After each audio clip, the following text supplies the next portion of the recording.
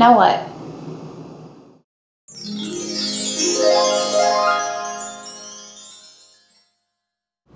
What's up, MMA fans? This is Sophisticated MMA. I'm Kate, and welcome to my channel and my kitchen. We have to talk. UFC Fight Night on June 13th.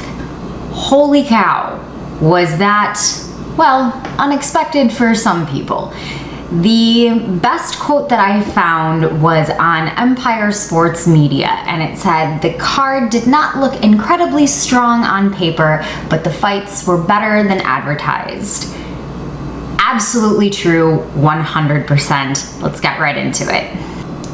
So the fights actually started off with a performance of the night from Christian Aguilera. I missed it. Thank you, ESPN Plus, for not working. That is a separate subject.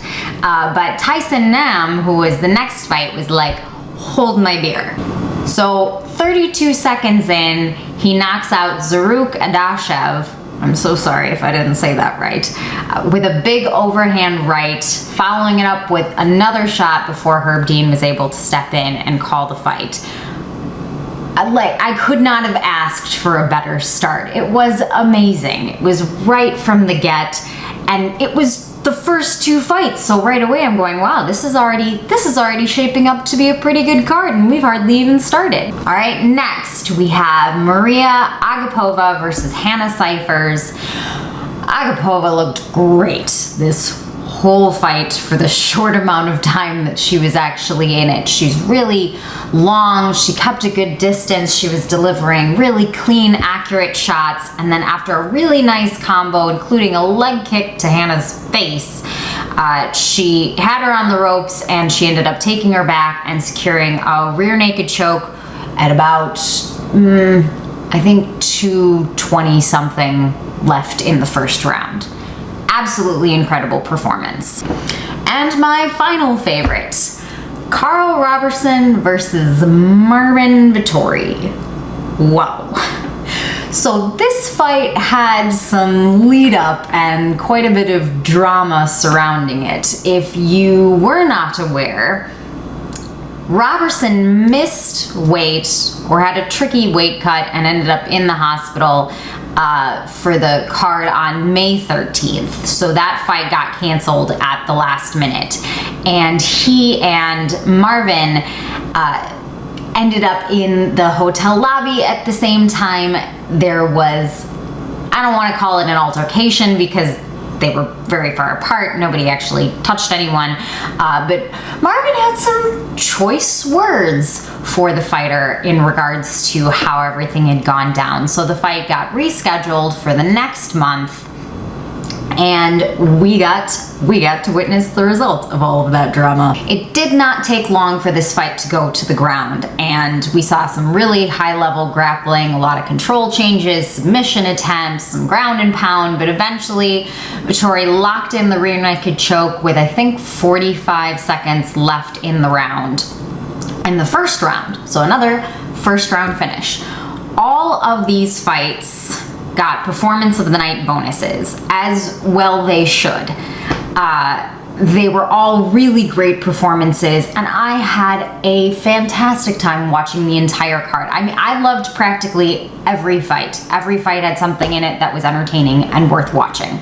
So what I wanted to get into might come off as a little bit controversial, and I get it if some of you are saying, who the hell is this chick and what does she know, and you can take this or leave this, but I feel like it's something that has to be said. A lot of the comments that I was seeing leading up to these fights, and a lot of the messages that I got in my DMs are like, oh, this is a crappy card, I'm not really looking forward to it.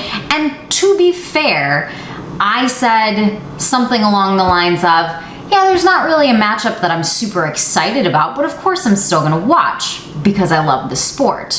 What surprised me was that after the card completed, there were still individuals saying, what a shit card. I'm sorry, were we watching the same thing? I don't know how you could be an MMA fan and hate that card or still hate that card after what we saw, after all of those really great performances. I was absolutely blown away, so I started doing a little digging. And I found that this was not like a small group of people that thought this was a terrible card, even after watching it. So the conclusion that I've come to is that there's two groups of fans. You have the fans over here, the MMA fans, both longtime and casual fans, but who just truly enjoy watching the sport. I was definitely a casual fan before I was following more closely. I was a casual fan for years. It didn't really matter who was fighting, but if I happened upon a fight, absolutely I'd watch because I found the sport fascinating, which is partly why I hate the term casual, but that'll be another video. But anyway, we've got, the MMA fans sitting over here who just want to watch the sport. They're just waiting for something exciting to happen. It doesn't matter who it is. Or they're just waiting to watch the athleticism, the technique, the dance of it all. It's an incredible sport.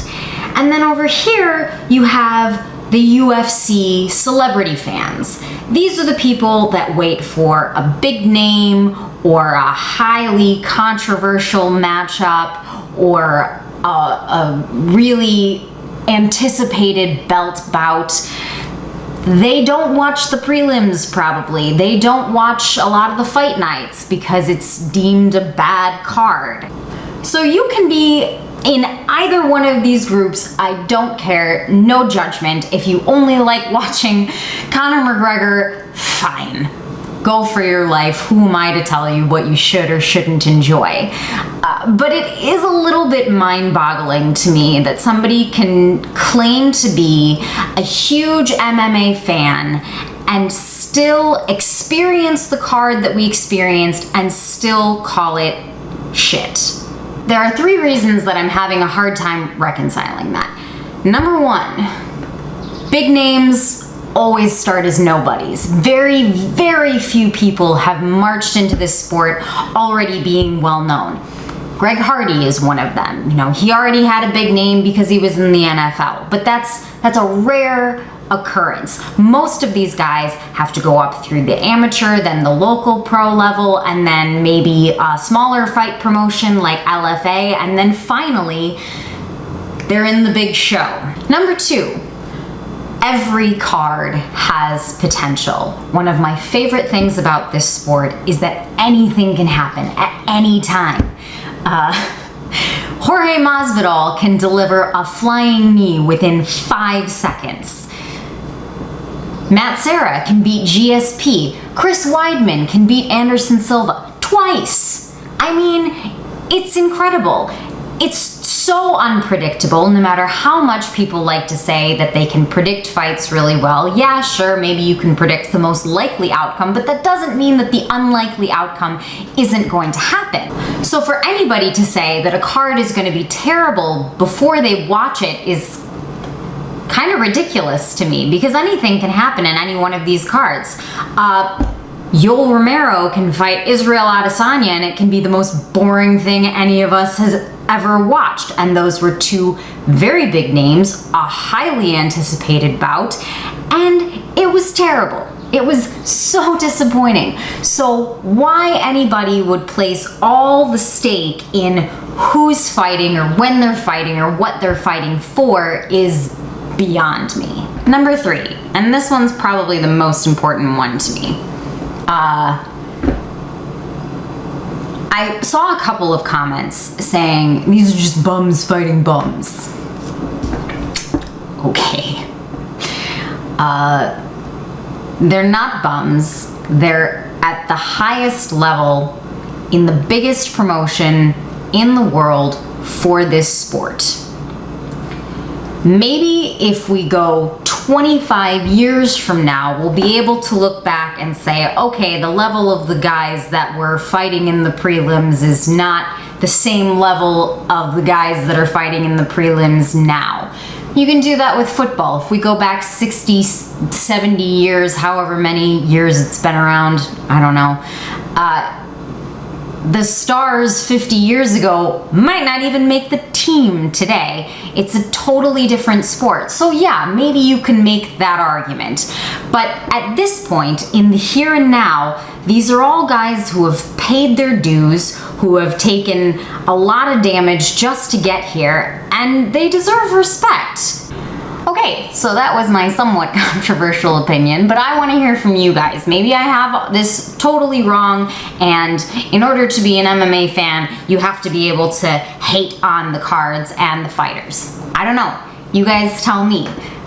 Like, share, subscribe, follow me on Instagram so that you know when I'm gonna be posting another video. I'm trying to post them every week, but I still don't have a specific day in mind.